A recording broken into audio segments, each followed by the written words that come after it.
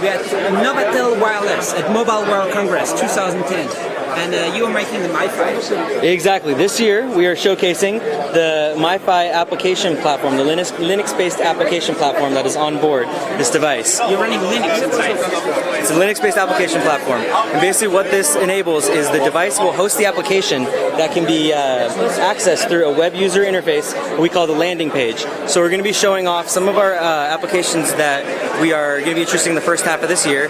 Things like an email client that will consolidate multiple emails, or a secure auto VPN connect, so you can turn on your Mifi and you're automatically connected to your corporate network.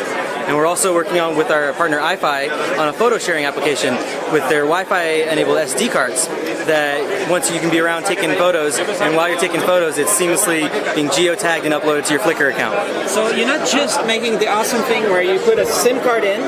Right here in Barcelona, you bought something from Vodafone or something like that. You put a SIM card in, and you make a Wi-Fi hotspot. Exactly. This device, yeah, it's what we're trying to highlight this year is the intelligence factor on the intelligent mobile hotspot. So what that entails is this application platform. Okay. So things like cloud storage and the auto VPN connect. And you have these icons there.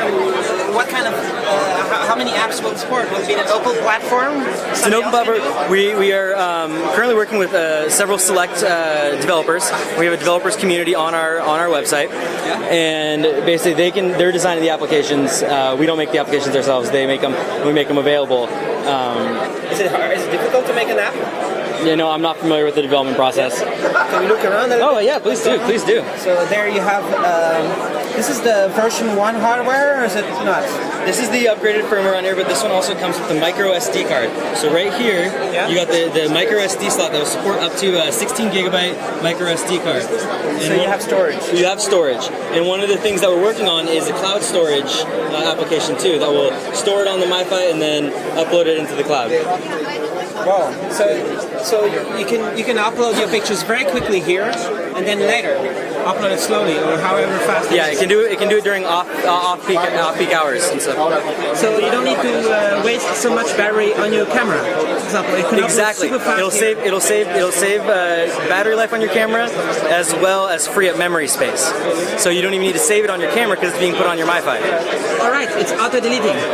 Yeah, I'm not sure on the details of the Ifi application, but that could definitely be one of the things. So if you have 16 gig here and 16 in the camera, or 32 or something, then it just... And if you have cloud storage in your Flickr account, you have unlimited. Is it, so right now, can we try and turn it off, see how long time it Absolutely. So right now it's going to be off like this when you hold it on, because I have this Arcos, which is a pocketable Android, and I'm going to try and connect to your Mifi right here. Okay, so let me turn it on for you. I'm just going to turn it on for you. I'm turning off my Wi-Fi just for a second. Just turn the Mifi on. So I'm turning it on, and you should see it up. And it's just going to show up. So any device that uses Wi-Fi will connect. There we go. So there we have the top one here, and it's automatically connecting. It's basically 3 seconds. Is it? And there you go. And right there, I'm back on the browser. I can browse the web. And one of the great things is right now, you can also have a laptop, a camera, an iPod Touch, and a gaming device all connected simultaneously. Is there some kind of logon going on when it's blinking, or when is it? They have different notifications right here. Right now it's blinking red because the batteries need to throw it back on the charger. But is it connected now, or? It should be connected now, but you know what? It may need to be charged right now because this thing has been running pretty well for a while. Yeah. But so how much does it cost, and where is it available? It's available through various carriers. We don't sell them directly; we sell them through the carriers.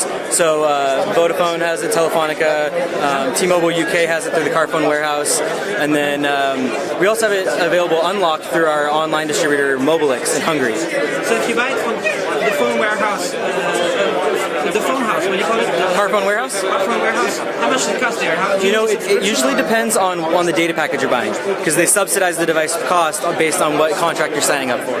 So the prices range. They'll do a lot of different sales. So it's always ragey. So it's tough to say. But for certain ones, Telefonica just had a deal recently where you sign up for a 2-year contract and get the device for free. So It really ranges. Monthly contract. They range on your data prices, or your data caps. Yeah. So however much data you're using in the month is going to be how much you're going to be being But charged. if you want it unlocked, there's only one place, and but it's coming later. Do you have any announced future versions of the hardware with new features? No, we're always coming out with new firmware upgrades. So Yeah.